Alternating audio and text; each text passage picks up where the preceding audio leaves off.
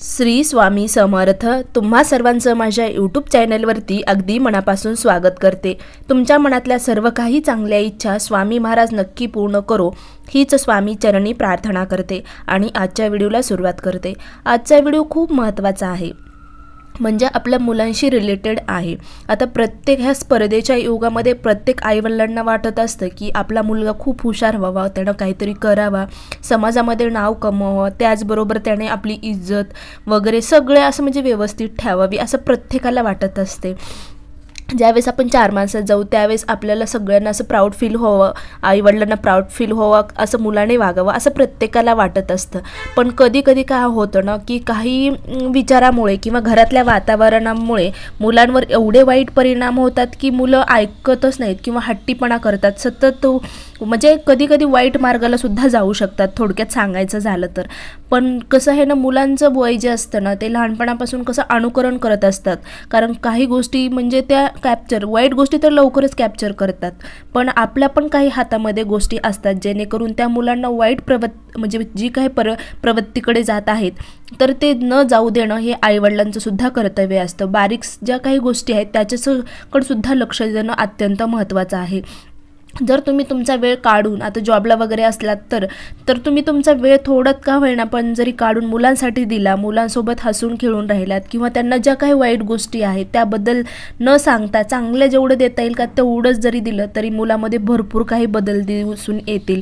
घरातलं वातावरणच मुलांना खरं तर म्हणजे जास्त फायदेशीर ठरू शकतं। म्हणजे कसं बघा, तुमच्या घरातलं वातावरण जर प्रसन्न असेल, नवरा बायकोचा सतत वाद जरी होत असला तरी आता कोणाच्याही घरामध्ये होतो नवरा बायकोचा वाद, तर ते मुलांसमोर न करता किंवा ज्या काही वादविवाद ज्या गोष्टी आहेत तर त्या मुलांच्या गपचूप बोलणे ह्या गोष्टी केल्या पाहिजेत। आणि जरी तुमच्यामध्ये वाद होत असतील तर मुलांसमोर वादविवाद करू नका किंवा एकमेकांना वाईट बोलू नका, कारण मुलं ते अनुकरण करतात आणि ते त्यांना वाटतं नंतर मी असं बोललं तर काय होणार, कारण ते दोघं बोलत आहेत, मी बोललं तर काय होईल, आणि अशा गोष्टी मुलं नक्कीच वाईट जी काय गोष्ट असतात ते लवकर कॅप्चर करतात आणि ते वाईट मार्गाला सुद्धा जाऊ शकतात। त्यासाठी काय करायचं तर प्रत्येक आईने आपल्या मुलासाठी जेवढं काही चांगले संस्कार देता येतील, जेवढं काही मुलांना चांगल्या गोष्टी देता येतील याचा सतत विचार करावा। प्रत्येक काम तर हो का प्रत्येकालाच असतं, पण थोडा का होईना वेळ काढून आपल्या मुलांच्या भविष्यासाठी, ज्यांना वाटतं की आपल्या मुलाने खरंच काहीतरी करावं, आता प्रत्येकाला वाटत असतं आपल्या मुलानं काहीतरी करावं, पुन्हा अभ्यासामध्ये सुद्धा टॉपला असावं, त्यांना सतत अभ्यास म्हणजे करावा असं प्रत्येकाला वाटत असतं।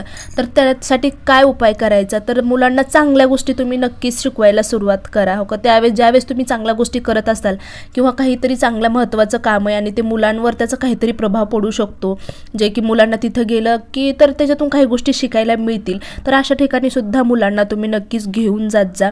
त्याचबरोबर आता दुसरी गोष्ट सांगायची झाली तर तुम्ही आता आपण आध्यात्मिक गोष्टी बघूयात। तर तुम्ही जर देवपूजा करत असेल, लहान मुलगा असेल मुलगी असेल तर तिला सतत आपल्या जवळ बसवत जा। ज्यावेळेस तुम्ही नित्यसेवा करत असाल तर किमान तिला काही जरी नाही त्यातलं कळलं तरी ते जे काही शब्द आपण उच्चारताय त्याचं तिला म्हणजे ती नुसतं अणुकर बडबड करत राहील।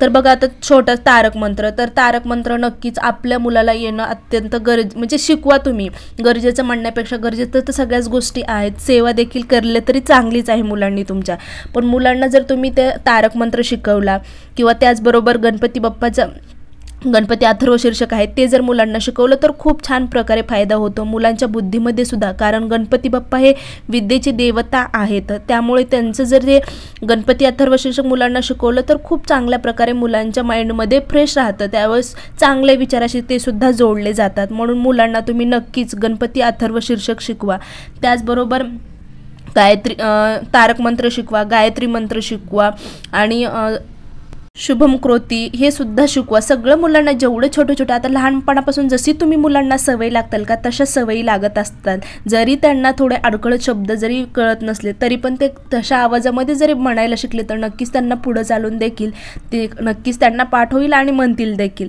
तर छोटासा उपाय करा, जिथं मुलं तुमच्या अभ्यासाला बसतात तर त्या ठिकाणी तुम्ही नक्कीच मोर पीस लावा, कारण मोर पीस हा शांततेचं प्रतीक आहे। मुलं जर चिडचिड वगैरे करत असतील तर ते नक्की शांत होतील आणि त्याबरोबरच त्यांचा अभ्यासात सुद्धा मन लागेल।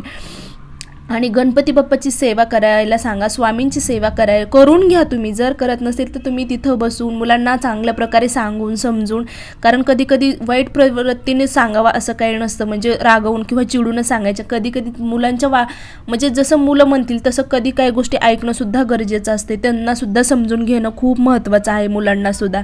तर त्यांच्या मनात काय चाललंय तर हे आपण फक्त शांततेनं समजून व्यवस्थित सांगितलं की मुलं नक्की सांगत असतात. म्हणून तुम्ही कधीही झालं तरी पण मुलांना शांततेत विचारत जा. काही गोष्टी जरी चुका झाल्या तरी शांततेत विचारलं की मुलं लगेच शांत होतात. तर त्यांना गणपती बाप्पाची आणि आपल्या स्वामी समर्थ महाराजांची सुद्धा सेवा करून घेत जा मुलांकडून दररोज.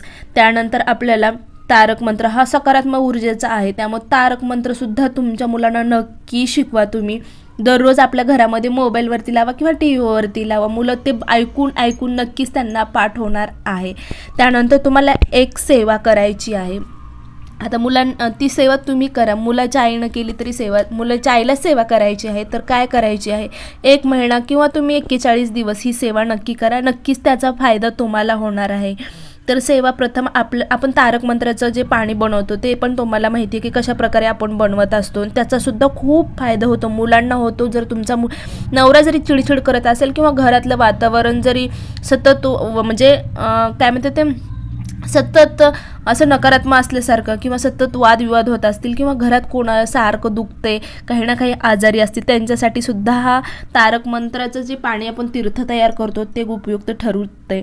तर ही आपल्याला सेवा, मुलांसाठी सेवा काय करायची आहे तर तुम्हाला सर्वात प्रथम एक ग्लास घ्यायचा आहे. स्वामींसमोर, स्वामी आपल्या घरात असणं अत्यंत गरजेचं आहे. फोटो किंवा मूर्ती नसेल तर प्लीज लवकरात लवकर घ्या, कारण आपल्याला प्रत्येक सेवा हे स्वामींच्या समोरच करायची असते.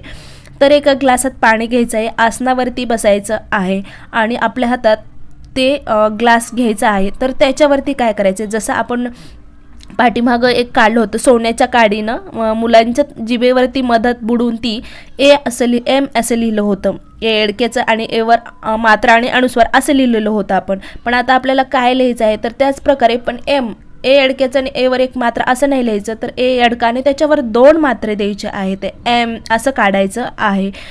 तर ते कशानं काढायचं आहे तर मुलांच्या जिभेवर न काढता ते आता आपल्याला पाणी जे आहे त्या पाणी आहे ना त्याच्यावरती काढायचं आहे.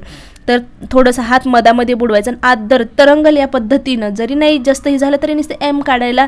आणि हे जे आपला अंगठ्या म्हणजे करंगळी आहे ना, करंगळीचं जे बोट आहे जे तर आपण देवाला गंध वगैरे लावतो त्या बोटाने आपल्याला काढायचं आहे. तर एम असं काढायचं आहे आणि तो ग्लास आपल्या हातात घ्यायचा आहे.